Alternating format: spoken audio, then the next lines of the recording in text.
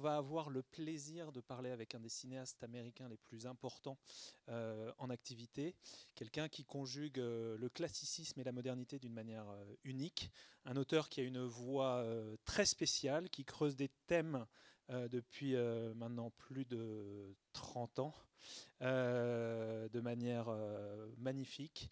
Je vous demande d'applaudir et d'accueillir comme il se doit Monsieur James Gray.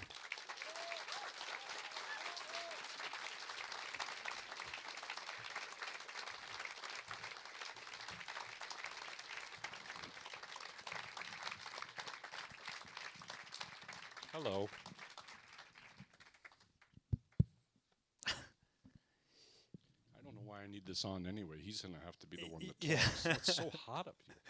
C'est effectivement David qui va être la voix de James Gray en partie cet après-midi. On va discuter de cinéma pendant à peu près 1 heure. Je vais poser quelques questions à James Gray sur son cinéma pendant 1 heure. Et puis, au bout d'1 heure, vous aurez la parole, c'est-à-dire que vous pourrez poser les questions que vous voulez à ce cinéaste. It's actually worse because I can understand about 80% of what he's saying, so it's horrible. It's like I have both of you. It's like a test. It's like French class in high school. Well, depends on your opinion of lucky. You want to translate my bullshit? Ok, avant de rentrer dans le vif du sujet, je voulais avoir votre sentiment. Comment, il y a quelques semaines maintenant, Tancred, ou Rocco même, est mort, puisque Alain Delon, qui avait joué dans Rocco Siffredi et dans Le Guépard, qui sont 2 de vos films que vous citez assez régulièrement comme influence, je voulais savoir comment vous aviez vécu. C'est pas Siffredi, mais... J'ai dit Rocco Siffredi ? Oui, mais c'est pas grave. Ça commence bien. Ça commence bien. On lui demandera son avis sur Rocco Siffredi, pardon. Yeah. That's another kind of actor. Rocco et ses frères, donc. Alain Delon et Rocco et ses frères. Rocco and his brothers. Je voulais savoir quelle avait été sa réaction quand il a découvert qu'Alain Delon était mort. So, first of all, I thought he was one of the great actors ever in movies. And it's very rare that you can single out one thing like this. But it's not even about the movie, but, the film La Piscine, which everyone, it's actually become a kind of big hit in New York. La Piscine now, it's been playing for I don't know how long in one theater in Manhattan for months and months. But there's a moment in that movie where he's listening, and the look of hate on his face, of rage and hate and disgust, is the most authentic representation. I don't even know if you know the moment. It's out by the pool, and he's listening to the guy, and it's just a close-up of him, medium close-up of him, as the guy's going on and putting jam on toast, and he wants to kill him. And it's rare that you can single out a moment and say that is the most authentic piece of behavior for that I have ever seen. So I rank him very high. I don't know why I'm talking about Alain Delon specifically, but you asked. I love him. I asked. I love him. No, because of the Visconti's movies, I'm very actually. hot. Is everybody else as hot? Il fait très chaud. Je vais en profiter pour traduire ce qu'il vient de dire. Pour moi, Alain Delon, c'est quelqu'un qui est un des plus grands comédiens. Et c'est assez rare, finalement, de pouvoir donner un exemple précis de la grandeur d'un comédien dans son art. Et nous dit-il, pour moi, le meilleur exemple, c'est dans le film La Piscine de Jacques Deray. Et il y a La Piscine, qui est un film, évidemment, un film He added célèbre. Deray's name. I like that. That's good. He's You good. didn't say it. All right. I didn't say it, Well, I'm but I sorry. know it. Okay. I didn't say it. Okay. Romy Schneider as well. Right? You want to talk about it? Yes, Romy Schneider, donc qui a été un grand hit à New York, qui est encore joué dans 1 ou 2 cinémas d'arrêt d'essai à New York. Donc La Piscine, film très très connu, bien évidemment. Et il y a ce moment dans le film où Alain Delon est en train d'écouter cet autre personnage qui est en train de parler, Maurice René, absolument, qui est en train de mettre de la confiture sur des tartines. Et pendant qu'il est en train de parler, Alain Delon le regarde et dans son regard, il y a une haine, il y a un dégoût absolument incroyable. C'est vraiment, nous dit-il, la meilleure représentation de la haine, du dégoût, de tout ce qu'on peut faire passer dans les fameux yeux d'Alain Delon. Donc vraiment, pour lui, il nous dit, je le place très très haut. But it's very interesting, and maybe I can... This is very politically incorrect, but I'm 3,000 miles away from the United States, so I, for some reason, mistakenly think it's safe. So I'll say it. So much, not everything, but so much of actors for the cinema, and I think in a way that we devalue now, does have to do with their physicality. And he was so good looking, but not just pretty boy. There was tremendous ambivalence in his face. And that allows the films that he's in a transcendence. In other words, if you had me in La Piscine, if you had me in Rocco e Siffredi, Il Gattopardo, right? Me going, fighting, you know, Garibaldi's troops, it would not have the transcendent power that it does. And so, in a way, you're not allowed to say this now, but physical beauty does matter in the cinema, at least for me, because that it's not reality, it's authenticity, and they're not the same thing. And he brought tremendous authenticity to his beauty and ambivalence. Good luck. Yeah, thank you. I did that on purpose, you asshole. Thank you so much, but I'll remember that. Ce que je veux dire est probablement politiquement incorrect, mais comme je suis à 3500, 4000 km des États-Unis, quelque part, j'ai l'impression que je suis à l'abri. Mais aujourd'hui, j'ai l'impression que les acteurs, les comédiens, il y a quelque chose dont on ne parle pas vraiment, c'est leur aspect physique, c'est quelque chose qu'on met un petit peu de côté depuis quelques années, pour beaucoup de bonnes raisons, mais je crois que la physicalité d'un acteur, c'est quelque chose qui a vraiment beaucoup d'importance, en tout cas plus qu'on ne le pense maintenant, probablement. Alain Delon, c'est quelqu'un qui était très beau, qui avait un véritable physique, une véritable présence physique, mais c'était une beauté qui avait également une grande ambivalence. Il pouvait vraiment exprimer tellement de choses avec ce visage, qui pouvait être adorable et en même temps extrêmement dur et même un peu dangereux. Et il transcendait les rôles qu'il faisait. Et là, il nous dit, si moi, par exemple, j'avais été casté dans La Piscine ou dans Rocco et ses frères, ça n'aurait pas été exactement pareil, parce que je n'ai pas exactement le même aspect physique. Le Garibaldi aurait été différent, très probablement, si ça avait été moi. Donc la beauté physique, pour moi, c'est vraiment quelque chose qui a une grande importance au cinéma, parce que le cinéma, ce n'est pas la réalité, c'est l'authenticité. Et faire passer l'authenticité, c'est quelque chose qu'un homme comme Alain Delon réussissait parfaitement. And this actually weirdly gets to our current crisis culturally, which is that artists are now being put in the place where we are meant to solve the social and political failures of history. And it's not our job to do that. Our job is to communicate transcendence and beauty and emotion, and not to try to drive an agenda where the focus is on the supposed presentation of the real. That is a limiting prospect. We are here to allow you to transcend reality, and it's not the same thing. So when you talk about Delon, or when we talk about Ingrid Bergman, or we talk about, I don't know, any great actor from this, you watch these studio system pictures from the United States, the fakeness of the image, Barbara Stanwyck with lots of filtration, that's actually integral to what we call the magic of the silver screen. You cannot separate that. And part of why we're in trouble is the digital effect. It's horrible because I shouldn't see every pore and pimple and mistake on the face, and that's considered vulgar and anti-democratic to say. But I'm saying it, so fuck them. Oh, thank you so much. Je crois que c'est aussi ça, la crise que l'on a aujourd'hui, que l'on rencontre aujourd'hui au cinéma avec les artistes, parce que on demande très souvent, presque tout le temps, aux artistes d'apporter des réponses, de résoudre des échecs sociaux, des échecs politiques. Ce n'est pas le rôle des artistes, ce n'est pas notre rôle. Notre rôle, nous dit-il, c'est de communiquer la beauté, de communiquer quelque chose qui transcende tout ça. Ce qui est réel n'a pas sa place, n'a pas toujours, pas forcément sa place au cinéma, parce que ce serait limiter notre rayon d'action et ce qu'on dit. Il faut qu'on arrive à transcender la réalité, nous dit-il. Pour moi, notre rôle, c'est ça. Et des comédiens comme Delon, comme Bergman, c'était des comédiens qui avaient un côté faux, une distance qui permettait de transcender tout ça et de passer à un autre niveau. L'aspect complètement artificiel de quelqu'un comme Barbara Stanwyck, ça faisait partie de la magie d'Hollywood qui a un peu disparu aujourd'hui. Aujourd'hui, nous dit-il, il y a des effets spéciaux qui permettent de voir sur grand écran en 4 ou en 12K tous les pores de la peau. Ça ne m'intéresse pas, nous dit-il, c'est pas ça qui m'intéresse. C'est encore une fois la magie du cinéma et ce qui permet de parler de problèmes au travers, en transcendant la réalité.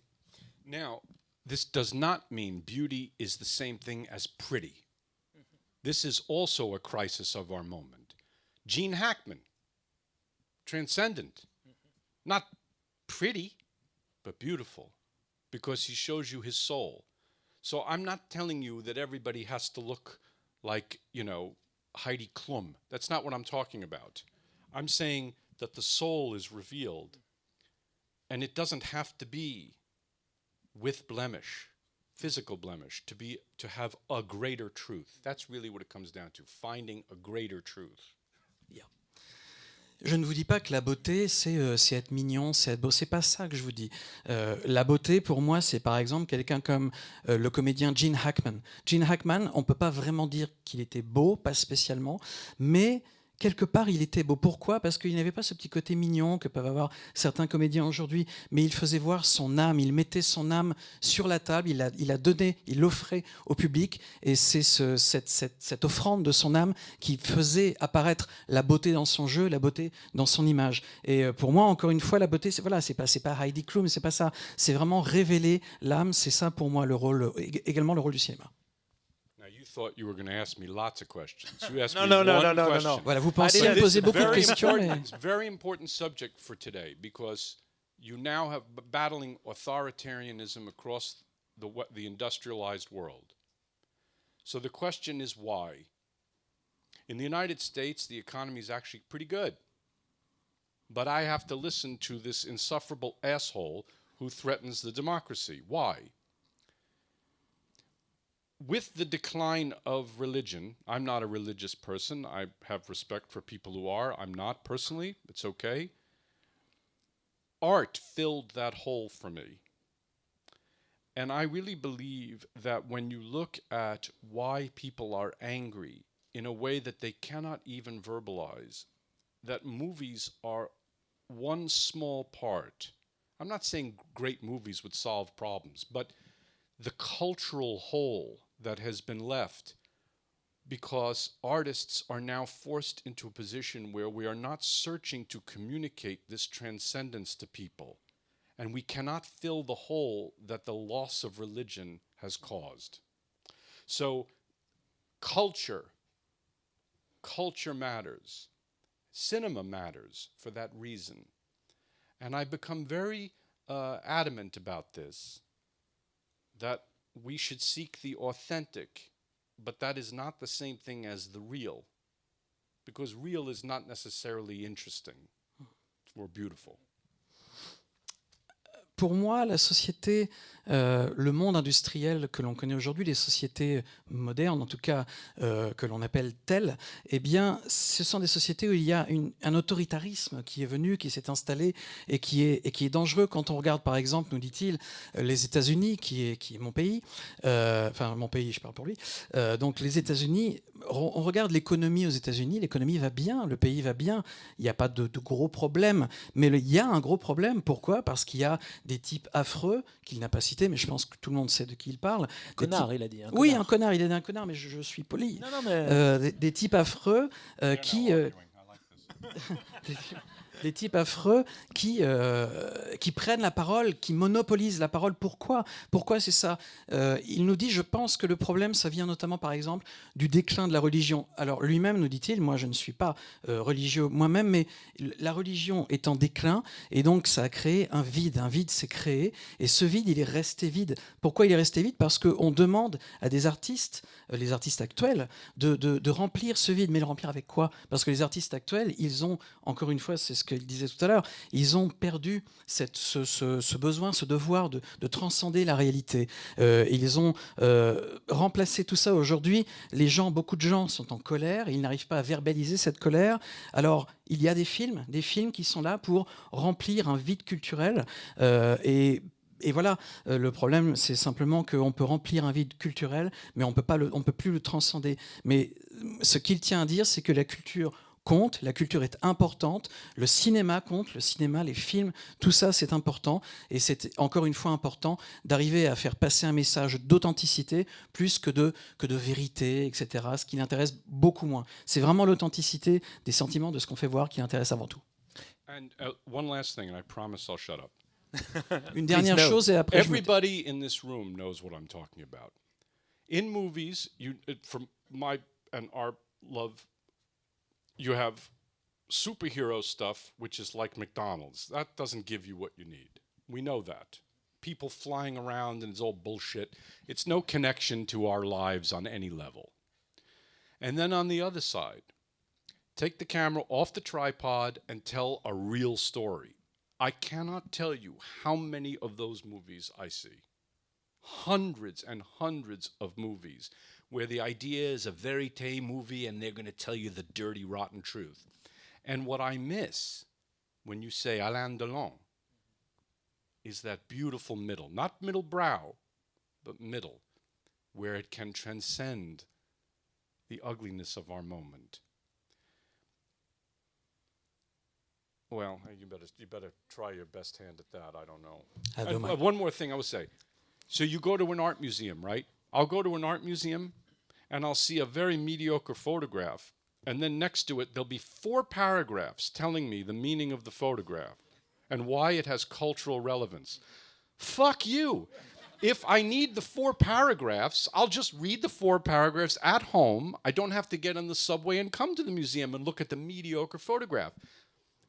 The work of art must live on its own. I don't need 4 paragraphs to explain Guernica. Now, I understand the cultural context of Guernica matters, but I wouldn't need it to get the power of it. And so you have to ask yourself, where are we as artists in this moment, in this culture? And we must fight for the transcendent. Thank you. I know you know what I'm talking about. I think I do. I hope I do. Tout le monde dans cette salle ici aujourd'hui, vous tous, vous savez de quoi il parle, vous êtes au courant, vous savez tout ça déjà. Les films de super-héros, pour lui, c'est des films qui ressemblent un peu, c'est un peu comme McDo. Voilà, on les consomme très vite, on les oublie très vite. Les gens qui volent comme ça dans la rue, oui, peut-être, mais il n'y a pas de réelle connexion. Il n'y a pas de connexion avec ce qui nous entoure, avec les problèmes qui nous entourent, avec les dynamiques qui nous entourent. Il n'y a pas de lien, et c'est pas ça qui l'intéresse. Ce qui l'intéresse, c'est quand on prend une caméra, qu'on la retire du trépied, et puis qu'on raconte une vraie histoire, qu'on va, encore une fois, essayer de retrouver l'authenticité de tout ça. Mais quelque part, il a aussi vu des centaines et des centaines de films comme ça. On parlait tout à l'heure de Alain Delon. Alain Delon, eh bien, c'est quelqu'un qui lui donne envie de trouver le milieu qui existe entre ces deux mouvements. Le grand spectacle qui est complètement déconnecté de la réalité, et puis la réalité au plus près de la réalité, l'authenticité. Trouver ce qu'il y a exactement au milieu, donc devenir un artiste qui puisse transcender tout ça pour faire voir d'une autre manière la laideur du monde qui nous entoure. Et il nous dit également, quand il va dans un musée d'art contemporain, il voit une photographie sur un mur. La photo n'est pas terrible, la résolution n'est pas terrible. Et juste à côté de la photo, il y a 4 paragraphes qui existent, le pourquoi, du comment, du ceci, du cela. Et il dit, mais si j'avais envie de lire ça, je l'aurais lu à la maison, je l'aurais lu sur Internet. Et une œuvre d'art n'a pas besoin d'une explication de 50 pages pour qu'on comprenne, pour qu'on ressente ce que l'artiste a voulu faire passer. Guernica, par exemple, quand on connaît le contexte, oui, ok, mais ça vit également, ça a une puissance, une évocation, même si on n'a pas le contexte. Donc voilà, être un artiste, c'est aussi essayer de savoir où on est et de savoir où on va. Go ahead, ask me your question. Non, c'est-à-dire que j'avais lancé Delon juste comme ça, en guise d'introduction sympathique. Et bon, je me retrouve avec un morceau où tout l'ensemble de la masterclass est déminé. That's fine. Mais I'd rather talk about. So, my picture, thank God, is not up there anymore. Je I thought you'd préfère have to parler look d'Alain at me. Delon You que should de look mes at films. Alain Delon, not me. On devrait Non. plutôt regarder Alain Delon. si j'avais cité Alain Delon, c'est d'abord parce qu'il est mort, mais c'est aussi parce que vous avez toujours parlé comme d'une grande inspiration des films de Fellini, de Visconti en l'occurrence, et du cinéma français de la Nouvelle Vague. Je voudrais savoir aujourd'hui quel est justement... Vous semblez être au barycentre en fait entre d'un côté le cinéma américain et le cinéma européen. Et je voulais savoir comment vous arrivez à rassembler ces deux formes de cinéma qui sont antagonistes et qu'est-ce que vous prenez chez chacun d'eux. Well, it depends on whom you ask. Many people would say I don't do it well at all. I don't agree with your question's premise, though, that American and European cinema is all that different. When they're great, they're actually weirdly similar. Europeans can tell a great story and with tremendous thematic heft, and so can Americans. It comes down really to the one difference that I guess I would make. Well, it's also partly because in the American studio system, as I'm sure you know, very few of the directors were American-born, right? There was William Wyler and Billy Wilder. Alfred Hitchcock came from England. And I mean, John Ford was sort of an exception, although even there, his cultural ties to Ireland are so deep that you feel the richness of the layers of history and class, which factor so heavily into the storytelling. So I think Americans were first inculcated by a cinema that had tremendous richness from European storytelling traditions. And that's why we can look at those pictures and they have that. And the same thing is true with the new Hollywood. You know, the names that are most frequently mentioned, if you say Stanley Kubrick, who was the son of Jewish immigrants living in the Bronx, or Marty Scorsese, whose mother and father were pure Little Italy, also the immigrant experience very present. Francis Coppola, same thing. So there's still the thread of Europe very clearly through the work.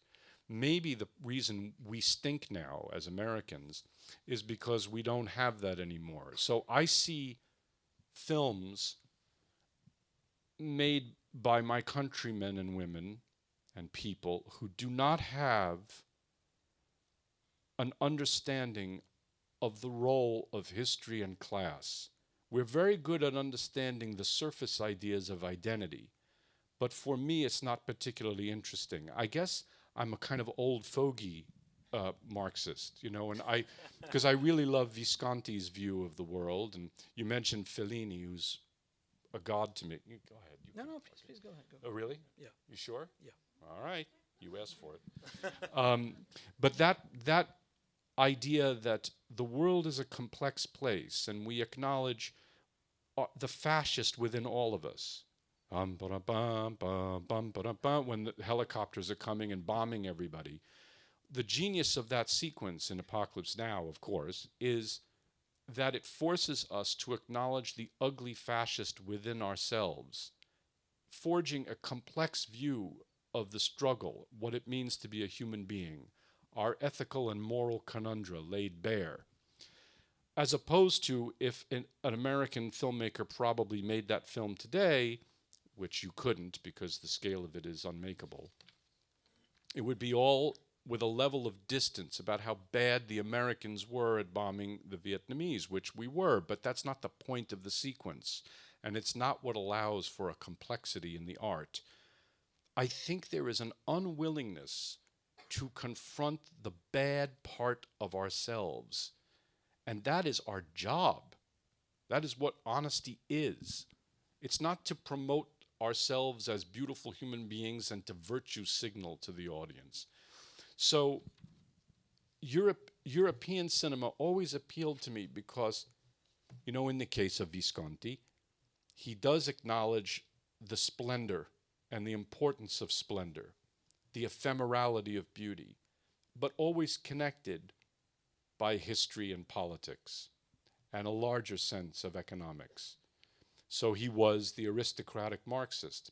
That contradiction is what makes him beautiful. Let me finish. Yes. Okay.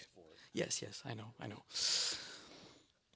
Longer than Tolstoy. I will try to make it short. Yeah. No, I wouldn't agree with that. Certaines personnes vous diraient ça de manière un peu différente. Moi, certaines personnes vous diraient que je ne le fais pas si bien que ça. Mais il me semble que quand vous avez dit tout à l'heure que le cinéma américain, le cinéma français sont parfois complètement antinomiques, eh bien, il nous dit, pour moi, non, ils sont très similaires finalement l'un l'autre. Mais c'est vrai que si je devais citer une différence entre les deux cinémas, donc américains et français, eh bien, c'est que les studios américains, dans les studios américains, à une certaine époque, au début notamment du cinéma américain, les réalisateurs, ils n'étaient pas nés aux États-Unis. Ils étaient nés en Europe et ils ont émigré aux États-Unis. Je pense à Billy Wilder, je pense à Alfred Hitchcock. Ce sont des réalisateurs qui ont une influence, une sensibilité européenne et qui ont, en tout cas, très présent à l'esprit l'histoire, déjà, le poids de l'histoire, ce qu'on peut apprendre de l'histoire, également une certaine classe dans le fait de raconter des histoires. Et cette richesse qui vient du cinéma européen, c'est quelque chose qui est très intéressant dans le cinéma américain. Et puis quelques années plus tard, dans le nouvel Hollywood, quelqu'un comme Stanley Kubrick, par exemple, qui est un réalisateur dont les parents étaient juifs et venaient du Bronx. On peut penser également à Martin Scorsese, on peut penser à Francis Ford Coppola, évidemment, dont les origines italiennes sont très présentes. Encore une fois, tout ça, les influences de l'Europe sont très présentes dans le cinéma américain, qui, moi, me plaît. Et aujourd'hui, on n'a pas ça. Aujourd'hui, on n'a plus vraiment de réalisateurs comme ça. Ils disparaissent les uns après les autres, ils vont disparaître et il n'y en a plus vraiment dans les nouveaux. Donc on a peut-être perdu quelque chose et il n'y a plus cette sensibilité à l'histoire, à la classe qui faisait... Aujourd'hui, on parle surtout d'identité. Mais ce qu'il nous dit, c'est l'identité. Moi, ça ne m'intéresse pas tant que ça. En tout cas, ce n'est pas ça qui me pousse, qui me motive. Et aujourd'hui, le monde, c'est un endroit qui est très complexe et on en parlait différemment il y a quelques années de ça. Il prend un autre exemple. Il nous dit, par exemple, Apocalypse Now de Coppola.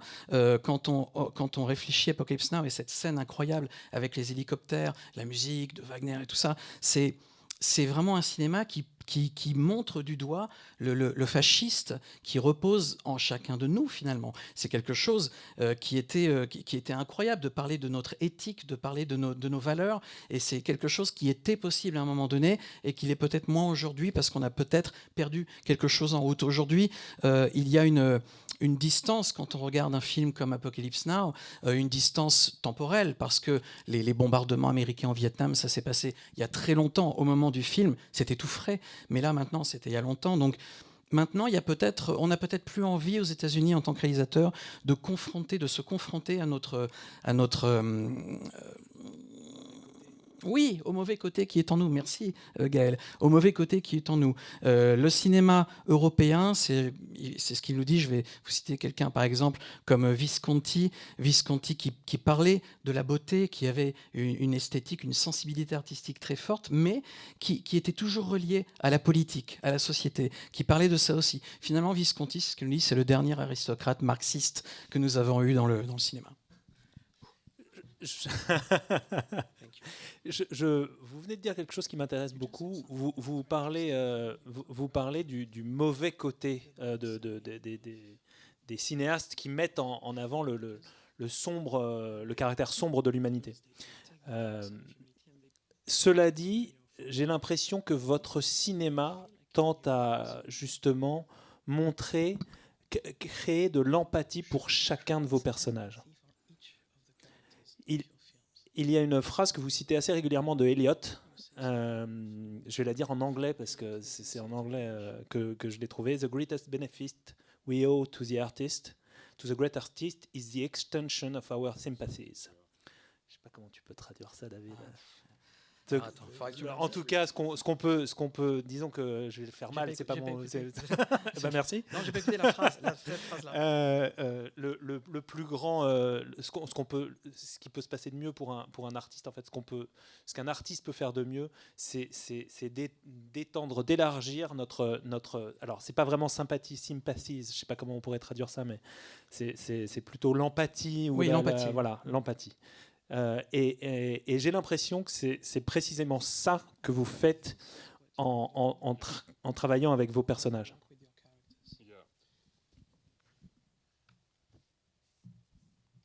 I hope so. J'espère. Okay. Well, I mean, during the COVID lockdown, I decided that I would try to read a bunch of great works that I hadn't read yet, escaped me. And I wanted to read this 7 surviving plays by Sophocles. And the one that I hadn't read was Ajax. So I read it, and here's a work of art that's thousands of years old, and it has total relevance for today. Why? Because the play is an honest confrontation with the war that goes on inside of our souls. And it is not telling you that everyone is great and perfect, or that some people are perfect and some people are evil. It's not distancing us from other people who are bad and calling them the monster. It's asking us to love everyone for all of their weaknesses, and that those weaknesses actually make human beings beautiful, that is part of beauty. And that is really the key to not just the Greeks, but to Shakespeare, to the entire history of the Western canon, which I recognize is deeply flawed and filled with dead white guys. But I can't change history and have more women from ancient Greece writing plays. I can't add women or I don't know, Latino people painting in 19th century United States or something. I only have that as our history. So judging it from our history, though, there is that beautiful compassion that he affords human beings. And I've tried to steal from that. And the George Eliot quote, which is interesting, she was a woman writing that, and really naming herself George Eliot, right? There's such a wonderful ability that she had to understand the true role of the artist is really to love human beings for what's wrong with us, not for what's right with us. Yeah. Au moment du Covid, j'ai eu, comme beaucoup de monde, comme nous tous, comme vous tous, beaucoup de temps, nous dit-il, et j'ai eu envie de me mettre à lire des livres, des grands classiques que je n'avais pas forcément lus. Et j'ai vraiment eu envie notamment de redécouvrir, de découvrir ou de redécouvrir les 7 grandes pièces qu'a écrit Sophocle, et particulièrement la pièce Ajax de Sophocle. Et alors je l'ai lu, et bien que la pièce Sophocle, elle est déjà vieille de plus de 1000 ans, de 1000 années, enfin de bien plus que ça, elle est encore complètement d'actualité aujourd'hui. Pourquoi ? Parce qu'elle parle d'une confrontation honnête avec la guerre, avec le combat, le conflit qui existe au milieu de nos propres âmes. C'est une pièce qui demande, qui dit d'aimer les humains pour leurs défauts et pas pour leurs qualités. En tout cas, pas seulement pour leurs qualités, d'aimer surtout leurs défauts, parce que c'est dans les défauts de l'âme humaine que l'on trouve la beauté de l'humanité. Et ça, c'est quelque chose qu'on retrouve chez Sophocle, mais qu'on retrouve aussi chez Shakespeare, qu'on retrouve dans tout le canon européen. Alors, il nous dit, bien sûr, là on parle de l'histoire de son pays, des États-Unis, c'est une histoire qu'il ne peut pas changer, il ne va pas réviser l'histoire des États-Unis. Il n'y a pas beaucoup de femmes, il n'y a pas beaucoup de latinos qui peignent des choses incroyables dans les siècles passés. Mais c'est une histoire. L'histoire américaine, elle est ce qu'elle est, et c'est avec ça qu'il va créer son propre art et qu'il va créer sa propre, on va dire, mythologie. Et lorsque vous parliez de cette citation de George Eliot, ce qui est intéressant parce que c'est une femme qui se fait appeler George, eh bien, c'est intéressant parce qu'elle nous dit elle-même, finalement, au travers de cette citation et au travers de la plupart de ses travaux, que le rôle d'un artiste, c'est d'aimer les humains pour ce qu'ils ont de plus imparfait. C'est les imperfections de l'humain qui les rend humains. Eva, dans The Immigrant, a une phrase à un moment donné, se tourne vers Bruno et lui dit, je trouve que c'est un des plus beaux dialogues que vous ayez, et se tourne vers Bruno, qui est joué par Joaquin Phoenix, et lui dit « Tu n'es pas rien. You are not nothing ». Et j'ai l'impression que cette phrase, d'abord Eva, je trouve, est l'un de vos plus beaux personnages. Vous parliez des tragédies grecques. Pour moi, c'est Antigone. Et cette phrase, pour moi, résume justement ce principe d'empathie et le regard que vous avez sur chacun de vos personnages. Je voudrais juste savoir comment vous avez construit ce personnage et qu'est-ce qu'il signifie et si justement il synthétise votre regard au... I like that movie. I can't, I don't mean I like it, meaning I think it's good. I had a great experience making it. Whether it's good or not is for you and for them to decide. But what I was trying to do there was to make very plain my belief that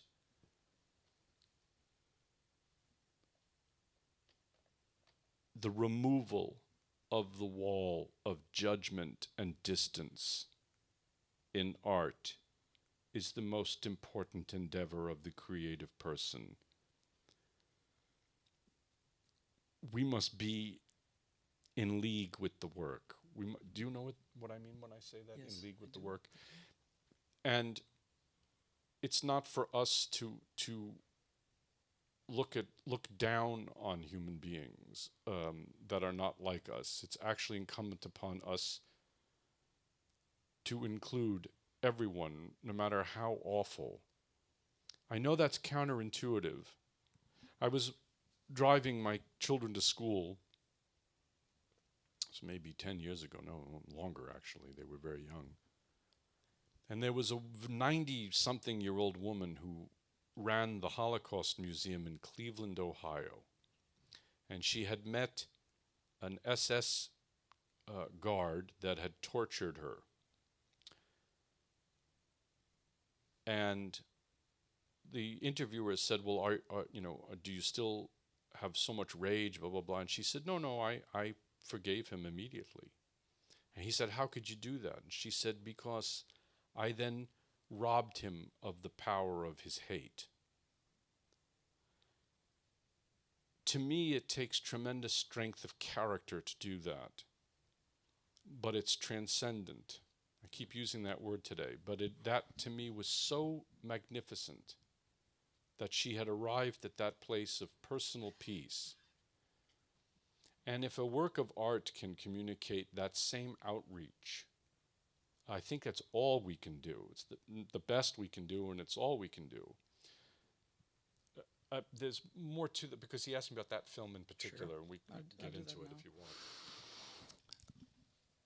J'aime ce film. C'est un film qui m'a procuré beaucoup de joie en tant que réalisateur de le faire. C'était une excellente expérience de le faire. Mais je crois que, moi, ce que je crois, c'est que le fait de retirer le jugement dans l'art que l'on fait quand on est un artiste, c'est ça le plus important pour moi. Le fait de ne pas regarder les autres personnes, les autres humains, les autres gens d'en haut, mais de me mettre au même niveau. Pour moi, c'est vraiment important d'essayer d'inclure tout le monde dans ce que moi, nous dit-il, je représente dans mon art, dans ce que je fais dans mes films. Pour moi, c'est ça le plus important, c'est d'être au même niveau et d'inclure tout le monde. Et il nous dit, je me rappelle qu'un jour, il y a déjà pas mal d'années, j'étais en train de conduire mes enfants à l'école. Et il y avait cette femme, une femme de 90 ans, qui était en charge du musée de l'Holocauste à Cleveland, dans l'Ohio. Et elle avait rencontré un garde SS, elle avait revu un garde SS qui l'avait torturé dans les camps. Et il y avait une personne qui interviewait cette vieille dame et qui lui demandait, mais vous n'avez pas de rage, de colère envers cet homme qui vous a torturé dans des conditions abominables? Et elle a dit, non, je lui ai pardonné très très vite. Mais alors comment est-ce qu'elle a pu lui pardonner? Et elle a répondu, parce que je lui ai volé le pouvoir de sa propre colère, je lui ai pris. Et c'est comme ça que j'ai pu passer outre, transcender toute cette expérience et lui pardonner. Et ça, nous dit-il, c'est vraiment quelque chose, c'est un pouvoir immense. Et ça nécessite une force de caractère gigantesque d'être capable de faire ça. Et c'est transcender une colère, des sentiments comme ça, pour arriver à la paix, pour arriver à la beauté, la vérité, l'authenticité. Eh bien, c'est, nous dit-il, en tant qu'artiste, je crois que c'est ça le pouvoir que peuvent avoir les artistes. Ils l'utilisent pas tous, mais c'est ça le pouvoir qu'ils peuvent avoir, et c'est tout ce qu'ils peuvent faire, et c'est ce qu'ils doivent faire. Now, the artist always must find the objective correlative. Do you have that equivalent term? Yeah. I don't know what it would be. Objective correct. Oh, it's the same. Yeah. So the idea is, what is the objective correlative for this idea of the extension of our sympathies? The dramatic objective correlative is internal conflict. Internal conflict, not external. Now, American movies are very good at external conflict. There's the bad guy, kick his ass. That's external, right? Internal is, I'm very religious. Do I sacrifice myself for my sister's well-being? That's the internal struggle. So I was trying to, in that movie, to emphasize the war within her. I stole it a little bit from Shakespeare's Measure for Measure. But that's what I felt was the key to finding compassion for the other, and for her ability to show sympathy and even empathy for Joaquin's character, because she recognized that she herself had to be debased in some way.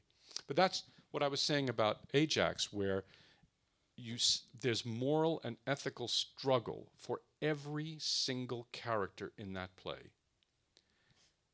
That is so critical to our understanding of ourselves and for our ability to express compassion. All right.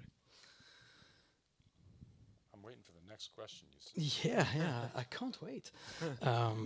Pour moi, l'artiste doit trouver une corrélation objective. Et ce que j'entends par là, c'est arriver à étendre nos sympathies, en tout cas notre sens de l'empathie pour les personnages, ce qui n'est pas toujours facile. Et comment faire? Alors par exemple, nous dit-il, pour lui, c'est mettre le doigt sur le conflit intérieur des personnages. Alors il nous donne un exemple dans les films américains. Aujourd'hui, ce qui peut être complètement objectif, eh bien c'est, cette personne-là, elle n'est pas bien, elle est méchante, alors on va lui casser la gueule. Ça, ok, c'est ce qu'on voit très souvent dans les films américains, c'est basique, ça marche. Mais par contre, faire voir un conflit interne, oui, c'est ma lunette, c'est par exemple dire, voilà, moi je suis religieux, comment est-ce que je peux extérioriser ce que j'ai en moi pour faire en sorte que ma sœur, par exemple, puisse aller mieux. C'est le genre de chose qui est beaucoup plus intérieur et beaucoup plus complexe. C'est ce qu'on retrouve, par exemple, dans... Alors, par contre, là, j'avoue, je ne me rappelle pas du titre. Measure to Measure. Mais le titre français... Yeah. Bon, le titre de la pièce de Shakespeare, Measure to Measure, c'est ce qu'on retrouve dans cette pièce-là. C'est également ce qui a été à l'origine de sa recherche de créer de la sympathie, de l'empathie pour le personnage de Joaquin Phoenix dans son film. Et dans la pièce Ajax dont il a parlé tout à l'heure, de Sophocle, dans la pièce d'Ajax, il y a ce conflit éthique qui est au centre de la pièce et qui est là pour servir chaque personnage de la pièce. Donc tout ça fait partie du même cheminement intellectuel. On voit bien que travailler justement ces conflits intérieurs des personnages est au cœur de votre filmographie. Vous avez, cela dit, pris le genre, que ce soit le polar, que ce soit le mélodrame, que ce soit le film de SF, pour justement creuser ces thèmes-là. Je voulais savoir très simplement comment vous, au moment de l'écriture, comment vous justement vous équilibrez les règles du genre et ce qui correspond au thème dont on parle, voire les éléments personnels que vous rajoutez également dans tous ces films.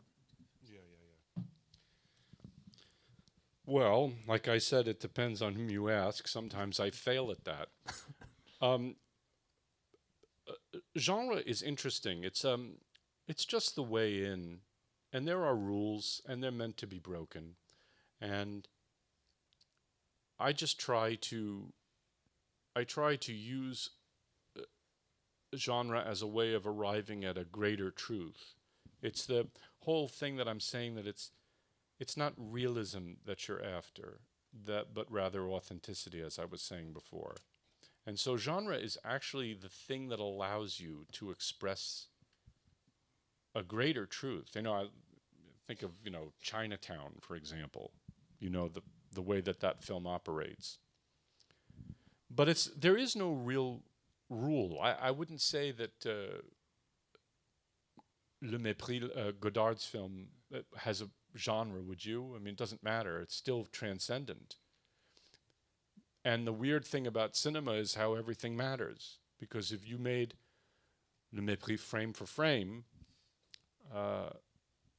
and you removed Georges Delaroux's music, it wouldn't be half the movie that it is. So all the details do matter to allow you to enter the fantasy. And this is a very key idea, I think, this idea of entering the fantasy. Because a lot of what is in vogue today is a desire to express that we are above the fantasy. But no one is above the fantasy of narrative, the fantasy of beauty. It's like a song without a melody. You need the melody in order to engage you and engage you emotionally. And narrative is very much equivalent to melody in a sense. So when we talk about genre, really we're talking about engagement with that greater truth. So how much do I think about it? Some, but not much, because I know I'm going to break the rules even if I don't mean to. And that's okay, they're meant to be broken. Parfois, j'échoue à faire ce que vous disiez tout à l'heure. Je n'y arrive pas. Pour moi, le genre, c'est simplement une porte d'entrée. Ça me permet de rentrer dans un système narratif qui va me permettre de parler de quelque chose. Mais en même temps, le genre, évidemment, il y a des règles. Mais les règles, comme tout le monde le sait, sont faites pour être tordues, pour être cassées, pour qu'on puisse aller au-delà.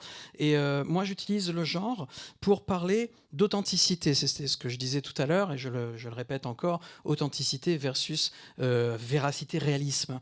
Et le genre me permet de m'exprimer au travers donc d'un certain code, mais également d'éclater ce code pour pouvoir aller plus loin et pour pouvoir transcender tout ça. C'est quelque chose qu'on retrouve par exemple dans un film comme Chinatown, qui lui aussi est clairement un film de genre, mais bon, on passe un petit peu outre les règles.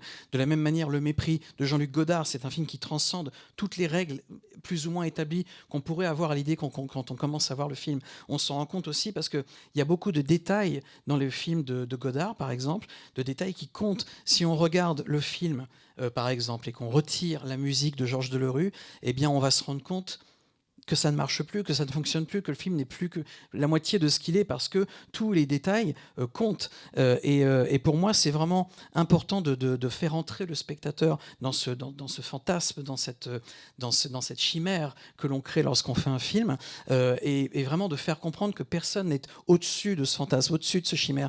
C'est un peu comme une chanson. La mélodie, évidemment, est extrêmement importante. Eh bien, c'est un peu l'équivalent que je fais, nous dit-il, avec la narration, avec l'histoire du film. C'est un peu la mélodie du film, on va dire. Et pour moi, voilà, le genre, c'est quelque chose qui a un rapport avec la vérité, en tout cas la vérité, l'authenticité, telle que je vais l'exprimer. Vous parlez beaucoup de mélodie, de musique. Quel est votre rapport à l'opéra? Vous avez vous-même mis en scène un opéra aux États-Unis. Et je voulais savoir comment est-ce que le genre nourrit... oui, en France, pardon. Comment le genre nourrit... ce genre de l'opéra nourrit votre cinéma? That was one of the great experiences of my life. That was Nazi de Figaro at Théâtre des Champs-Élysées in Paris. I think opera is, with the possible exception of cinema, the greatest art form the human race has ever created. There's no clearer pathway to the emotion than what Verdi or Puccini or Mozart or Wagner could achieve. It's a remarkable thing to behold. There is not the pretense of the realism that I'm talking about. And there is the wholesale commitment to emotion. Well, I'm not going to... you should just take this and then I'll continue because Sure. I'm forcing you to read 18 paragraphs. I love to read, it's okay. Pour moi, nous dit-il, alors c'est vrai que cette expérience que j'ai eue en mettant en scène un opéra, c'est en l'occurrence Les Noces de Figaro, et pour moi c'était formidable parce que nous dit-il, je considère vraiment l'opéra comme sans aucun doute la plus grande, le plus grand moyen d'expression artistique qui existe. Pour moi, c'est vrai, il est vraiment au-dessus des autres. Et je crois que des grands auteurs d'opéra comme Verdi, comme Puccini et bien d'autres, eh bien, ce sont des gens qui ne sont pas contraints par le poids du réalisme, qui peuvent directement s'investir complètement dans quelque chose de féerique, de chimérique. Et ils ont une liberté qui est énorme. Et ça, pour moi, c'est vraiment important. Yeah. But I didn't start out loving opera. I came to opera somewhat late. I was probably, I want to say, my mid to late 20s when I started to listen to it pretty obsessively. And it was because I wanted to find a different language for the yards. I was trying to get past the, gangster tropes and try and get past what was very much in vogue in the 1990s. And reach a sincerity, actually. And opera, at its best, is very sincere. So I remember starting, the first thing I listened to, I remember, was Verdi's La Traviata, which is, of course, such a famous work of art. And then, I did the whole thing with Verdi. I listened to everything that I could from Verdi. And from that, I really discovered such a love for it. And it is that sincerity and that willingness to include all of the spectrum of human emotion. And it's not like movies, because you can't do it in a movie, really. I mean, it's interesting because if you see like Irene Pappas's performance in, I think, Michael Kakoyannis' movies, sometimes she does do operatic, and it's so, like, I don't know if Ifigenia, if you've ever seen that, it's her performance is at 11, but on the scale of 1 to 10, but she's very brilliant. It's brilliant. I love it, but some people might say, oh, melodramatic. To me, it's honest and has the commitment. But it's the message. It's the idea of what opera is trying to bring that I think does translate to the cinema. Yeah. Je ne suis pas vraiment un fan d'opéra depuis le tout début, je dois dire que, me dit-il, j'y suis arrivé un peu tard, on va dire, de mes 25 à mes 30 ans. C'est vraiment la période où j'ai commencé à écouter de l'opéra de manière obsessionnelle et compulsive. Mais ça, je m'en suis servi, par exemple, dans un film comme The Yards. Parce que lorsque j'ai fait The Yards, je n'ai pas voulu faire un film de gangster avec tous les clichés qu'on peut imaginer des films de gangsters, en tout cas les choses qu'on voyait notamment dans les années 90, dans les films de gangsters des années 90, mais j'ai voulu atteindre cette sincérité, toujours, on revient toujours au même thème, cette sincérité, j'ai voulu y atteindre, et pour moi, l'opéra, c'était vraiment une grande source d'inspiration, parce que je crois qu'avec l'opéra, on peut arriver à toucher à cette véritable sincérité. Alors je donne un exemple, nous dit-il, c'est la Traviata. J'aime beaucoup l'opéra La Traviata de Verdi, et pour moi, c'est un Verdi dans la Traviata, il a vraiment voulu inclure tout l'éventail des émotions humaines, et ça, c'est quelque chose qui est très difficile finalement à faire devant une caméra. Alors bien sûr, il y a des exceptions, il parle notamment de Irène Papas dans ce film dont j'ai oublié le titre. Iphigénie. Voilà. Et sa performance dans ce film, la performance d'Irène Papas, qui est donc une grande chanteuse d'opéra, interprète d'opéra, sa performance dans le film, c'est au moins un 11 sur 10. C'est une performance incroyable. Alors moi, j'aime ça, nous dit-il, j'adore cette séquence. Mais c'est vrai qu'il y a certaines personnes qui peuvent dire, bon, c'est bien, mais c'est un petit peu mélodramatique, c'est un petit peu too much. Mais je crois que l'opéra, c'est vraiment quelque chose avec lequel on peut transcender plus facilement des sentiments, des choses que l'on peut ensuite retranscrire sur l'écran du cinéma. But one of the things that this does underscore is that there are no real rules about what makes something work. It's all about context, and I love opera, but I also love blues and jazz from the United States, and I also love rock music up until about 1985 or something. I love early hip-hop, I think was brilliant. So my taste is not restricted to opera, you know, with music. I like virtually everything, except some of what I hear now is not so engaging. But there's smaller pockets of beauty that are happening now that my son introduces me to. So there's no rules in it. But the one rule is integrity in the work that I think needs to be communicated. Je crois qu'il n'y a pas vraiment de règles, en tout cas, qu'on doit suivre. Pour moi, tout est une question de contexte. Parce que là, on parle beaucoup d'opéra, donc vous allez tous imaginer que j'adore l'opéra, mais bien sûr, mais pas que. Parce que j'aime le blues, j'aime le jazz américain, en tout cas, surtout des débuts. J'aime le rock, jusqu'à 1985, on va dire. J'aime aussi les débuts du hip-hop. Par contre, ce qui est vrai, nous dit-il, c'est que même si je n'ai pas vraiment de contraintes et que j'aime un peu tout, il dit, quand je dis un peu tout, c'est-à-dire que ce qui se fait aujourd'hui, il y a un petit peu plus de mal, mais mes enfants, mon fils notamment, eh bien, me fait découvrir des nouvelles choses, me fait découvrir des petites poches avec des travaux de qualité à l'intérieur que sans lui, j'aurais peut-être pas pu écouter. Et donc voilà, encore une fois, j'aime presque tout. Pour moi, il n'y a pas de règle. La seule règle qui existe, c'est d'avoir de l'intégrité par rapport à ce qu'on veut faire, par rapport à ce qu'on veut dire dans son art. C'est l'intégrité. Mais sinon, je suis ouvert à tout. Have you ever heard the story about Duke Ellington being asked, "What's your There's the good music and the there's good music and then there's the other kind." Yeah. Incredible, right? That kind of says it about art. There's the good art and then there's the other kind. Alors, I don't know, so it's going to be hard to translate actually. Duke Ellington a dit un jour qu'il y a une différence entre la bonne musique et le reste de la musique. Il y a deux musiques en fait. Il y a deux musiques, il y a la bonne musique et le reste, et les autres. By the way, he's one of the great geniuses who's ever lived. I agree. And the older I get, because I used to be much more of a sort of Miles Davis post. You know, I love jazz. That's what I'm.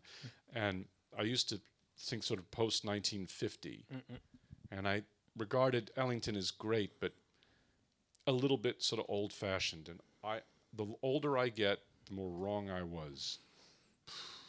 Up there. On va pas avoir un débat sur Duke Ellington, but I agree. Mais voilà, Duke Ellington, pour moi, nous dit-il, c'est vraiment un des grands génies du jazz, un des grands génies de la musique.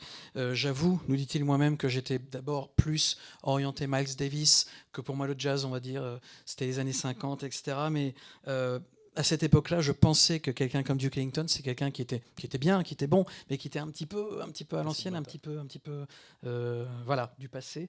Et plus je vieillis, plus je me rends compte à quel point j'ai eu tort de penser ça. Une dernière question avant de laisser la parole au public. Quelque chose qui revient dans beaucoup de vos films, pas tous, mais beaucoup, c'est New York. New York des années 80. Et j'aimerais savoir, et c'est le New York, étrangement, c'est le New York de la famille Trump, où vous avez grandi, Fred Trump et son fils. J'aimerais savoir quelle a été l'influence de Trump sur ce New York et ce que vous montrez dans vos films.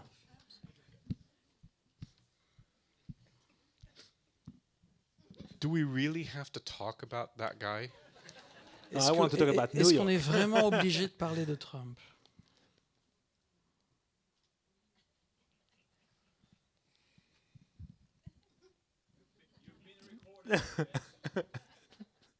I mean,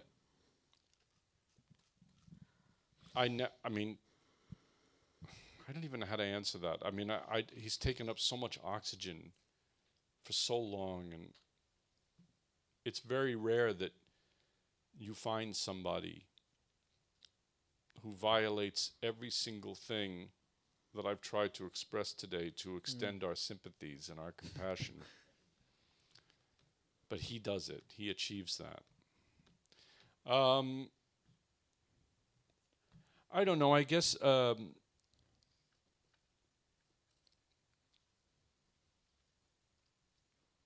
he never figured prominently, or the Trump family never figured prominently in my life as anything more than just a window into an unachievable and unattainable wealth,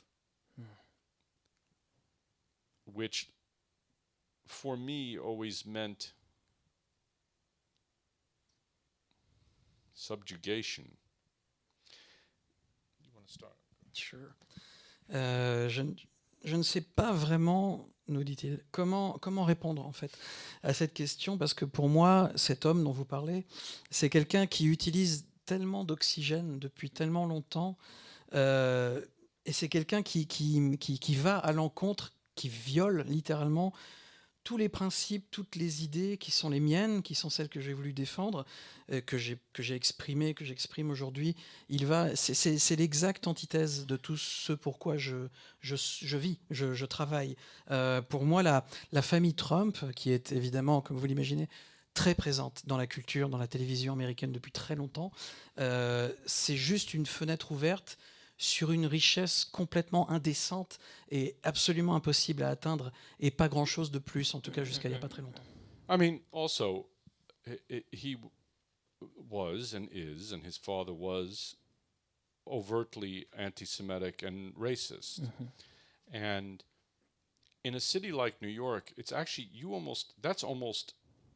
like have to try extra hard to be that bigoted, because it's such a weird mix of all types of human beings from all parts of the planet, that to go the extra mile to be a hater is really, in a perverse way, some kind of achievement.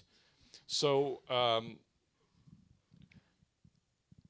I would just say that they were, for me growing up, a sort of shining example of what not to do, which I guess is a help in having you grow up. C'est quelqu'un, comme vous le savez sans doute, de la personne dont nous sommes en train de parler, c'est quelqu'un qui est immensément antisémite, raciste, qui cumule beaucoup de traits de personnalité qui sont très étonnants de retrouver chez quelqu'un qui a vécu à New York. New York, c'est une ville, c'est le melting pot. New York, c'est un ensemble de nationalités, de cultures, de religions différentes. Et dans une ville comme New York, où tout cela finalement vit très bien depuis très longtemps, voilà, en parfaite communauté, réussir à être à ce point, encore une fois, antisémite, raciste, ça demande tellement d'efforts, ça demande tellement de conviction que, alors bien sûr, c'est particulièrement pervers de dire ça comme ça, mais quelque part, c'est une véritable réussite de sa part de parvenir à rester comme ça dans une ville comme New York. C'est presque impossible. Donc, alors, on ne va pas aller jusqu'à l'admirer, mais enfin, c'est en tout cas pour lui quelque chose qui est un exemple brillant dans le ciel de ce qu'il ne faut surtout pas faire. Voilà. Il a toujours regardé cette personne-là comme vraiment le phare vers lequel il fallait se détourner et aller dans l'autre sens. Well, you said something I didn't say. I did. Melting pot. I never called New York a melting pot Oh, sorry about that. because there is segregation, but Yeah. the city is so cramped because it's so small comparatively for the amount of people that you cannot help but find compassion for the other unless you actively try. Yeah. Which is amazing that someone could achieve that. Yeah. Oui, je parlais de melting pot, mais c'est vrai qu'à New York, la vérité, c'est qu'il y a également une ségrégation. C'est un peu ghettoisé à certains endroits, mais en même temps, la ville de New York est tellement resserrée parce que c'est une bande de terre qui est très très étroite. Il n'y a pas beaucoup de place, c'est pour ça qu'elle pousse plutôt vers le haut en général. Et donc, les gens sont beaucoup les uns sur les autres, et ça crée évidemment de la compassion. On est presque obligé d'avoir de la compassion les uns envers les autres à New York. Et pour ne pas avoir cette compassion-là, nous dit-il, il faut vraiment faire un effort extra. Et c'est ce que cette personne également est célèbre pour ça. We haven't mentioned the misogyny, but I'm not going to get into that. Ouais, on n'a pas parlé de misogynie, mais on ne peut pas parler de tout. It's interesting to discuss him. No, no. I'm tired No, of it was about really the I know what New it York. was, but you mentioned his name, Yeah. and it's like, ugh. Ok. Yeah, exactly. Est-ce qu'il y a des questions dans la salle? Je sais pas s'il y a un micro du coup qui va circuler, sinon je pense qu'on vous entend. Super. Je vois rien. Là-bas, la dame.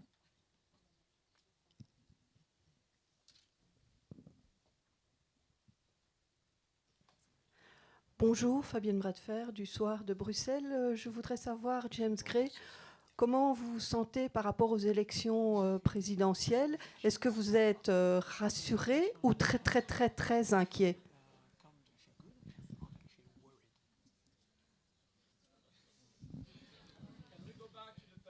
Yeah, I mean, I'm happy to answer it very quickly. I'm very worried, of course, but I don't know. He's never won. Mr. Trump has never won the popular vote, and people forget that. So I think she has a very good shot.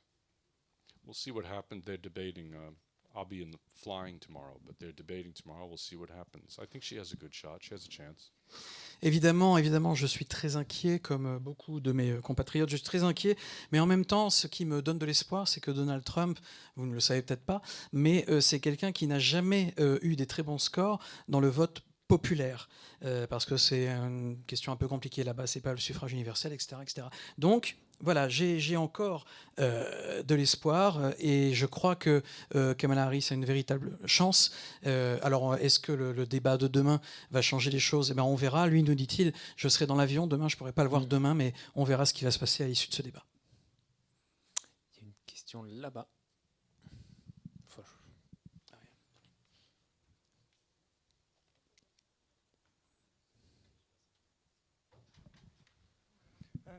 Hello, Mr. Gray. First of all, please know that I am happy to be able to ask a question to a director of your stature whose career has been blessed by waves of talent and touching morals. The question I would like to ask you is the following. Are there any films or director that inspired you to pursue a career in cinema? If yes, which one? And of course, I would like to conclude by offering you my sincere congratulations for the award you received, which in my eyes you truly deserve, because as an Asperger person, I was touched by the morality of your films, which represent a reflection so precious to me. Very nice. Thank you. It's very sweet. And I only want to tell you that this idea of stature is seriously misplaced. When I get the award, I go home tomorrow, and what's going to happen is I'm going to unwrap the award, and then my wife is going to say, "Take out the garbage, please." And there goes the stature. Alors, tout d'abord, je vais traduire la question pour commencer. Monsieur disait qu'il était très heureux d'avoir l'opportunité de poser une question à un réalisateur comme vous, cher James, parce que vous êtes un réalisateur. Enfin, voilà, je ne vais pas reprendre, mais voilà, beaucoup de mots très gentils à James Gray, qui a été très, très touché. Et une des questions portait sur le fait que vous avez reçu un prix et quel effet ça vous fait de recevoir ce prix. Et en tout cas, il était ravi de poser une question à un réalisateur d'une telle stature. Et il nous dit, vous savez, la stature d'un réalisateur, faut pas oublier qu'on est aussi un être humain et que moi, par exemple, nous dit-il, demain, je vais donc rentrer chez moi, je vais prendre ce trophée que j'ai gagné, je vais l'emballer, je vais prendre l'avion, je vais arriver chez moi, je vais ouvrir ma valise, je vais déballer le trophée, le regarder, il sera beau, et puis ma femme va me rappeler que peut-être il est temps de sortir les poubelles, et puis que ce trophée, finalement, on peut peut-être... Voilà. Donc, voilà, je suis avant tout un être humain. Yeah. There's too many to mention. I mean, there's so many great artists who have worked over so many decades in so many countries. And I keep discovering new people. And I keep discovering people that I'm ashamed of not knowing. I had never seen a single film by Zerlini until last year. And I love Zerlini now. I've seen like 8 of his movies or 7 of his movies, and I love them. So you asked me that question. I mean, I guess the answer would be Walt Disney as a producer because of Pinocchio, which is the first movie I ever saw. So, and I don't remember it, but I only know this because my mother had a little baby book that when my father died, I found. And it said James's first movie, Pinocchio, 1971. So maybe the answer is Pinocchio. Not that I ever think of Pinocchio, but obviously there was some unconscious magic. Now it's all come back. I haven't seen Pinocchio since 1971. No, I've seen it since then. But Il y a tellement d'artistes, nous dit James Gray, il y a tellement d'artistes qui font de l'art depuis des décennies dans tellement de pays qu'il a quelque part honte de ne pas en connaître plus. Il en connaît déjà pas mal, mais tous les jours, il découvre des nouveaux artistes comme Zerlini, c'est ça ? Zurlini. Qu'il ne connaissait pas, et maintenant il va essayer de voir tous ses films, 8 films je crois. Tellement d'artistes qu'il ne connaît pas, et il se sent un peu honteux, mais pour répondre précisément à la question que vous venez de poser, eh bien, il va citer Pinocchio, l'adaptation de Walt Disney.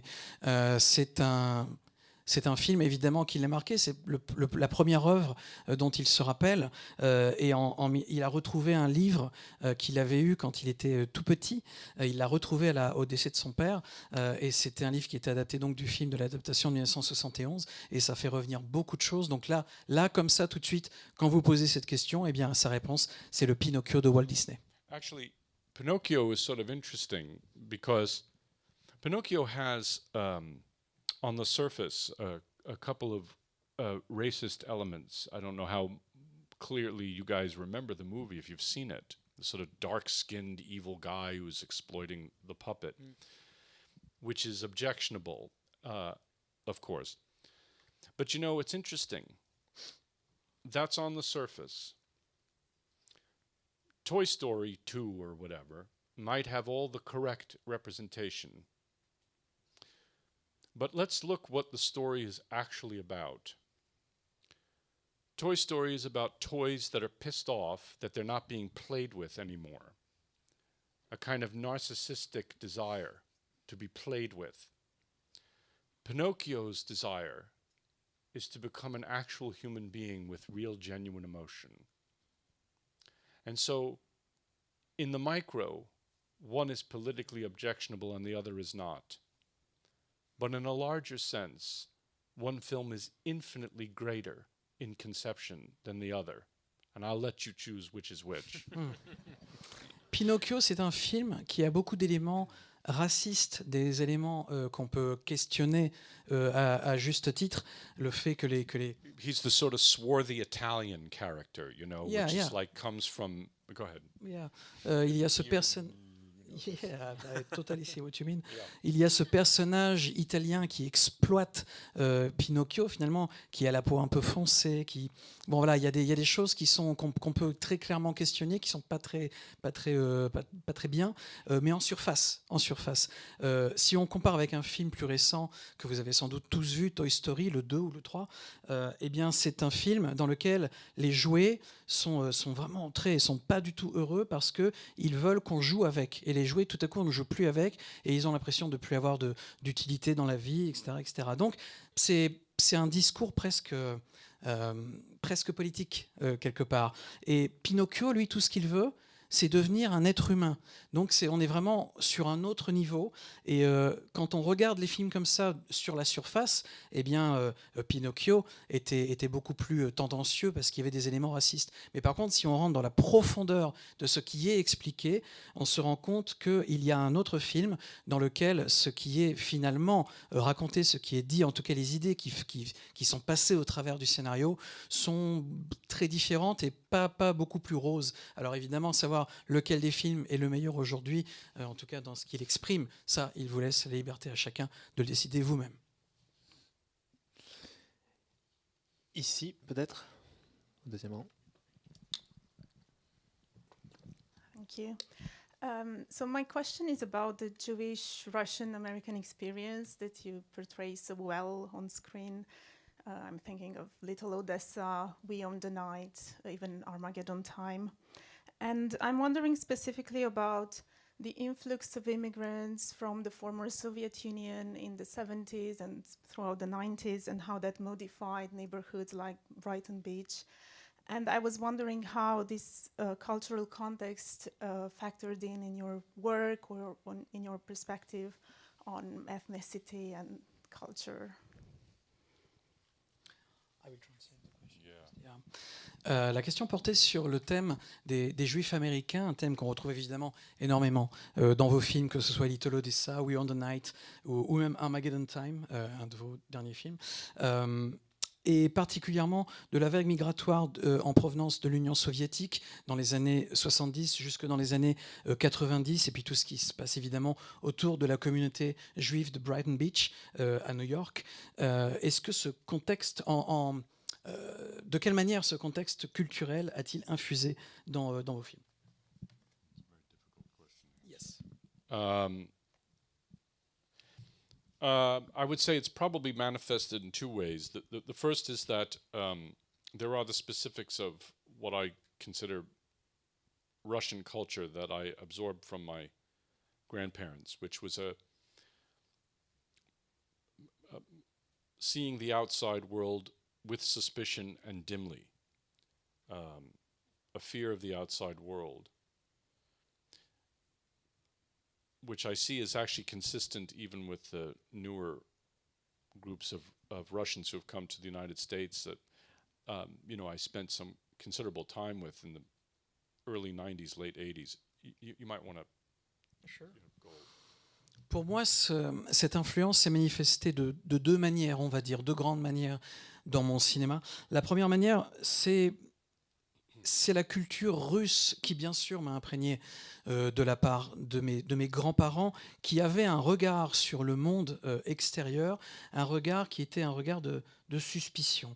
On ne voit pas très bien, on ne comprend pas très bien, et on le tient un peu à distance. On se tient un peu à distance du monde extérieur qui peut être envisagé un peu comme une menace. But on a larger scale, I think, the idea is less specific to the Russian experience than it is to the notion of how difficult it is, but how basic it is to our desire to fit into a larger system and to fit into larger groups and to feel less alone. That is the principal struggle of human beings. I'm a member of the so-and-so club. I'm a member of the so-and-so gang. I went to that college to be in that group. It's all a struggle which ultimately, of course, comes down to our mortality because, it's like when you wake up at 4 o'clock in the morning and everybody else in the house is asleep And it's the 4 a.m. scaries, I call it, because you realize you're all alone. And that need to fit in is very acute and very difficult when you speak such a different language and the culture is so different that you become in a state of shock. Mais si je réfléchis à ça sur un plan beaucoup plus large, je crois que c'est pas seulement le fait d'être russe ou de ne pas être russe. Pour moi, ça passe au second plan. C'est surtout notre désir à nous tous humains d'appartenir à un groupe plus large, d'être moins seul, de se sentir moins seul. C'est vraiment un combat humain de tous les jours, un combat universel, quelle que soit la culture, quel que soit l'endroit où on vit. Je me rappelle, nous dit-il, de certains gangs, je me rappelle de certains groupes à l'école, à l'université, auxquels je voulais appartenir pour être un peu moins dans mon coin. Ça fait aussi référence à des peurs plus viscérales. Des peurs, par exemple, quand on est jeune, très jeune, qu'il est 4 heures du matin, qu'il fait nuit, que tout le monde dort, que tout à coup on se réveille et qu'on se rend compte qu'on est vraiment seul, et c'est un sentiment qui peut vraiment vous oppresser, et quand on se sent seul comme ça, et là par contre on revient sur le fait de ne pas appartenir à la culture, au pays, au langage dans lequel on vit au moment M, c'est-à-dire que voilà, on ne peut pas parler la même langue, on n'a pas les mêmes références et on peut se sentir très seul, d'où cette quête permanente de réussir à s'intégrer et à appartenir à un ensemble plus large. J'ai une question, juste pour rebondir sur cette idée justement de l'immigration russe. Est-ce que, quand vous avez regardé les films de Scorsese, de Coppola, qui justement racontaient cette immigration, cette histoire d'immigration, comment est-ce que vous l'avez vécu en tant que jeune descendant d'immigrés? Est-ce que vous avez pu vous identifier à ce cinéma-là, d'autant plus qu'il racontait une expérience similaire? Ou est-ce que le fait de venir d'une autre forme d'immigration a joué différemment?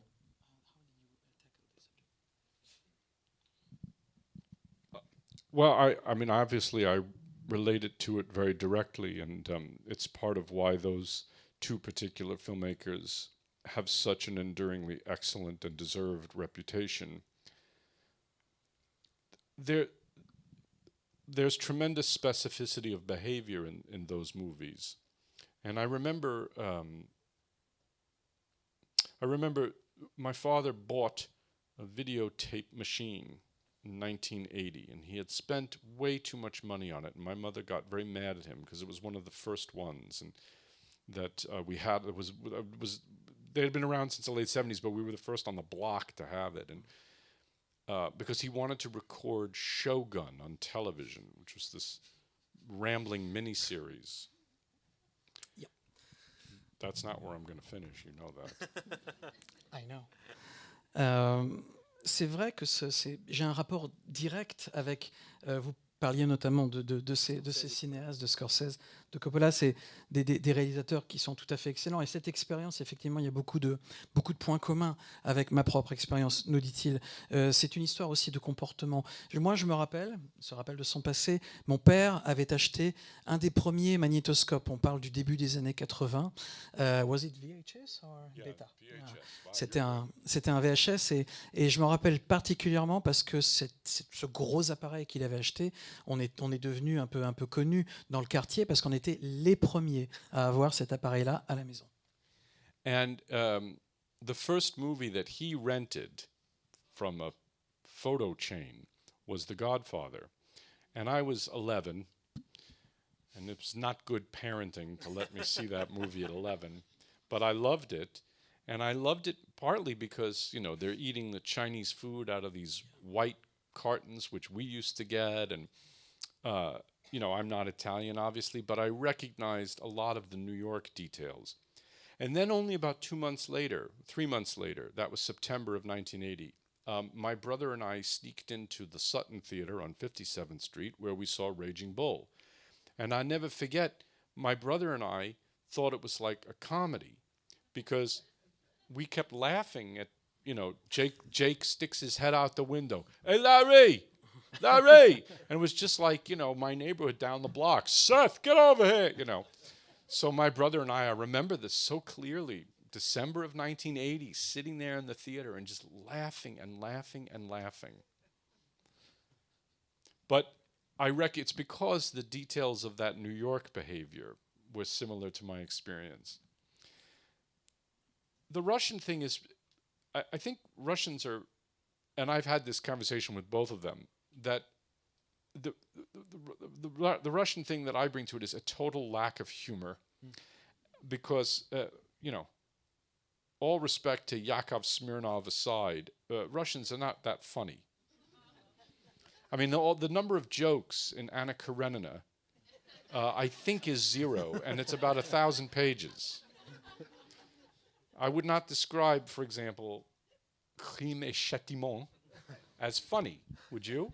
Well. Oh, well, no, it's not. So I think what is sometimes, maybe rightfully, criticized in my work is a kind of heaviness. But I can't escape that because it's part of the culture. And it's not important ultimately that a picture have humor, although those movies actually can be quite funny, but that it has love. If it doesn't have love, you have a problem. But like a movie like Ran by Kurosawa has no jokes and it's 3 hours, but it's not a flaw of the movie because it has love.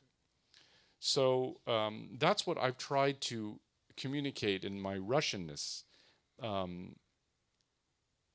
Whatever sense of humor I have is not from my grandparents and even my parents. It's a very New York thing. So I don't really answer your question, but I think it's the details of behavior, the New Yorkness of them, that reverberates. Yeah. Le premier film qu'on a loué avec cet énorme magnétoscope, c'était Le Parrain que vous connaissez évidemment avec Marlon Brando, et j'avais 11 ans.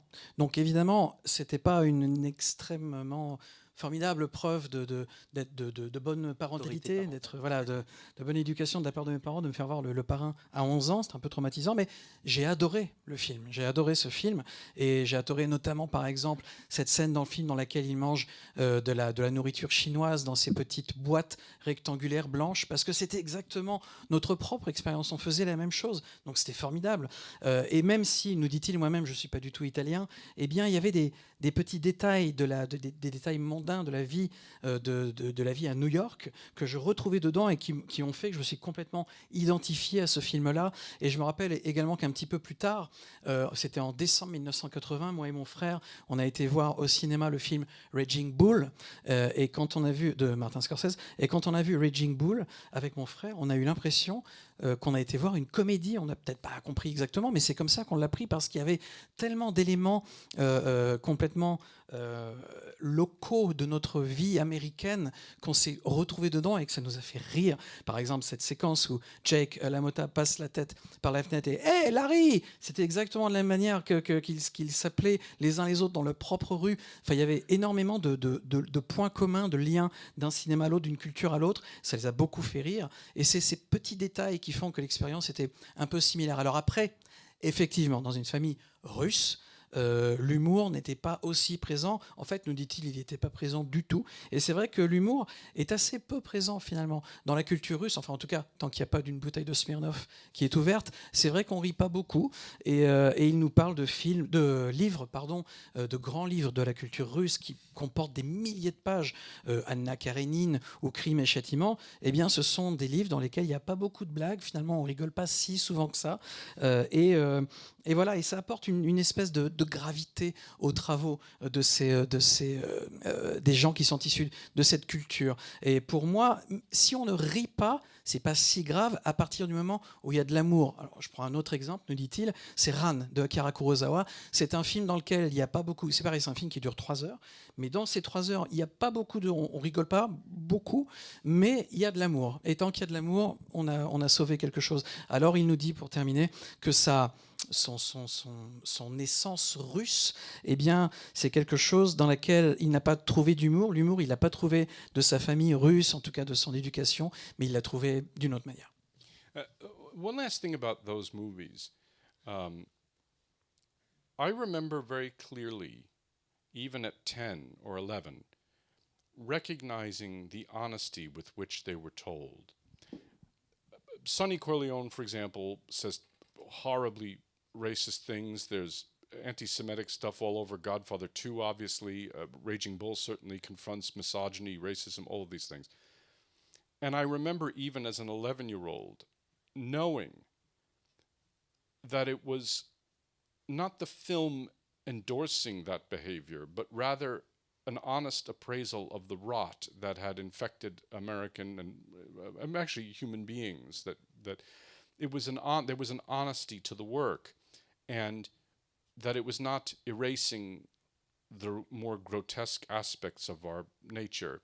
And I respected that. Even as a kid, I thought that was so bold and interesting, and really correctly critical. You know, it's like, and I can tell you this, even as an 11-year-old, you know, I would like to welcome the 5 families, and the camera's going past all of the, and I remember thinking, even at 11, that it felt like a corporation or something, that there was that implicit, beautiful criticism of capitalism that was somehow woven into that film, or the tremendous sense of myth that Raging Bull had, you know, the heavyweight champion of the world has, you know, the middleweight championship of the world has changed hands, you know, the shot with the blood dripping from the rope, the confrontation with the price to achieve greatness, you know, all these things. And I recognized really that they were fearless. And that was beautiful to me in a way that, you know, Star Wars was not. And I like Star Wars. So Empire Strikes Back, I actually think, is a beautiful movie. So I'm not shitting on those. But there's a very different language at work in what Marty was doing and what Francis was doing. There was something I knew that was no bullshit about it. Ces films dont on est en train de parler, qu'on a cités tout à l'heure, je les ai vus à 10 ans, 11 ans, mais j'avais déjà compris qu'il y avait une honnêteté, une sincérité dans ces films. Je l'avais vu déjà même à cet âge très jeune. Le personnage dans les films de Sonny Corleone, dans Le Parrain, deuxième partie, c'est quelqu'un qui est ouvertement raciste, qui dit des choses atroces. Et dans Raging Bull, il y a également beaucoup de choses parfaitement condamnables. Mais déjà à 10, 11 ans, je comprenais que le film j'allais dire supporter, mais c'est tout support, n'était pas d'accord avec ce qui était dit, mais le montrer par souci de sincérité, de vérité, de faire voir la vérité, même si c'est pas du tout ce que pensait Martin Scorsese, bien évidemment, mais je l'avais déjà compris. J'avais déjà compris cette critique implicite du capitalisme qui transparaît au travers de ces films. C'est quelque chose, encore une fois, à cet âge-là, je l'avais déjà compris. Et pour moi, ces réalisateurs-là, c'était des réalisateurs qui n'avaient pas peur d'y aller, qui n'avaient pas peur de casser les barrières et d'aller jusqu'au fond. J'ai trouvé une beauté dans ces films que j'ai pas forcément retrouvée dans La Guerre des Étoiles. Alors attention, nous dit-il, je suis pas en train de cracher sur La Guerre des Étoiles. Un film comme L'Empire contre-attaque, je trouve que c'est un très beau film sur bien des niveaux, mais ça a vraiment rien à voir avec cet autre cinéma. C'est un langage qui est différent et c'est ça qui m'a intéressé déjà très jeune. On pourrait continuer des heures, mais on m'a fait ça. Donc ça veut dire que, voilà, on m'a fait ça. Allez, voilà.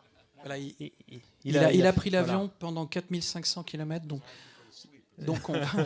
on va pouvoir prendre encore une question. Donc si vous voulez vous battre. Ici. La dame. Ah bah oui. Ah oui, non, il faut prendre quelqu'un d'autre. Derrière. Monsieur Gray, j'aimerais savoir, à ce stade de votre vie et de votre carrière professionnelle, quel est votre conflit intérieur majeur, professionnellement parlant?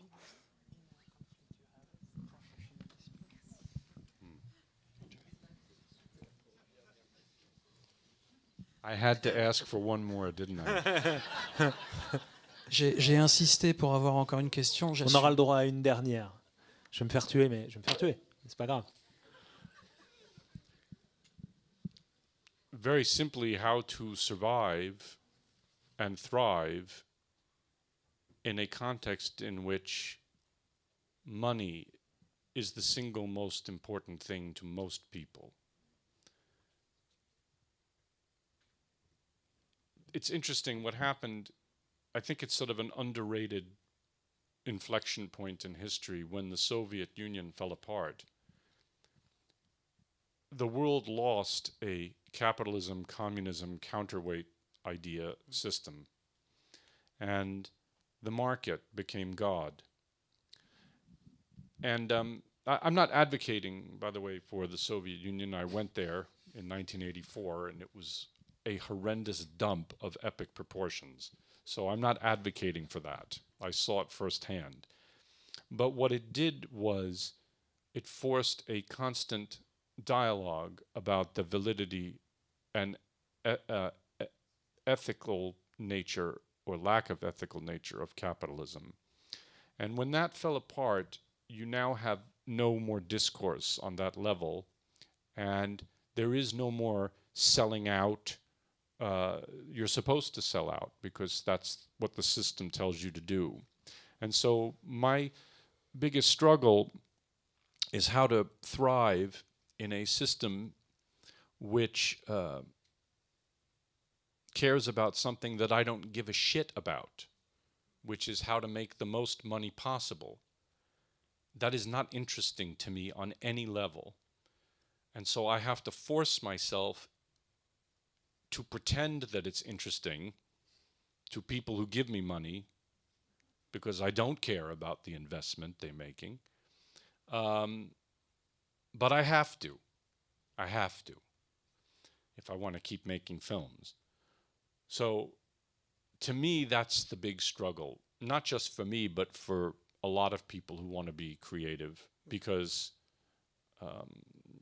we have not yet figured out, and maybe some century we will, I don't think it's imminent, we have not yet figured out how to monetize the idea of integrity. And that is the real crisis of our age. Thank you. Pour moi, le véritable conflit interne que j'ai aujourd'hui, je peux dire, nous dit-il, que c'est comment je peux survivre dans un monde qui place l'argent au-delà de tout le reste. L'argent, c'est vraiment ce qui est devenu le plus important, et je crois que le véritable point d'inflexion, c'est quand l'Union soviétique s'est écroulée, parce le monde a perdu un contre-pouvoir face au capitalisme. Avant, il y avait le capitalisme d'un côté et le monde, l'Union soviétique de l'autre, et puis tout à coup l'Union soviétique est tombée et le capitalisme est devenu la force numéro 1 dans le monde, et l'argent est devenu roi encore plus qu'avant. Alors attention, nous dit-il, je ne suis pas en train de dire que j'adorais ce que faisait l'Union soviétique, etc. J'y suis allé en 1984, c'était une horreur. Donc non, c'est pas ça que je dis, mais au moins il y avait quelque chose qui nous forçait à nous asseoir, à discuter, à réfléchir sur ce qu'on pourrait faire, essayer de trouver un équilibre précaire peut-être, mais un équilibre. Et aujourd'hui, cet équilibre a complètement disparu, et maintenant, c'est l'argent qui régit tout. Donc ça, aujourd'hui, je dirais que c'est ça. Mon combat personnel le plus important, c'est d'essayer de survivre dans un monde dans lequel on vous dit qu'il faut absolument faire de l'argent, de l'argent, de l'argent, ce qui, encore une fois, nous dit-il, moi, personnellement, ça ne m'intéresse pas. Mais il faut que je fasse semblant que ça m'intéresse. Parce que quand je fais un film, je vais voir des gens, je leur demande beaucoup d'argent, et ces gens-là, ils veulent un retour sur investissement. Et moi, il faut que j'arrive à les convaincre. Oui, vous aurez un retour. Alors qu'en fait, encore une fois, dit-il, c'est vraiment très, très, très, très, très, très loin de ce qui m'intéresse vraiment. Ça ne m'intéresse pas. Et je crois qu'on est arrivé à un point dans le monde où il faut qu'on arrive à donner une valeur, à monétiser l'intégrité. Et ça, pour moi, c'est quelque chose qui est très compliqué. Merci beaucoup. Merci beaucoup. James Gray. Merci à tous.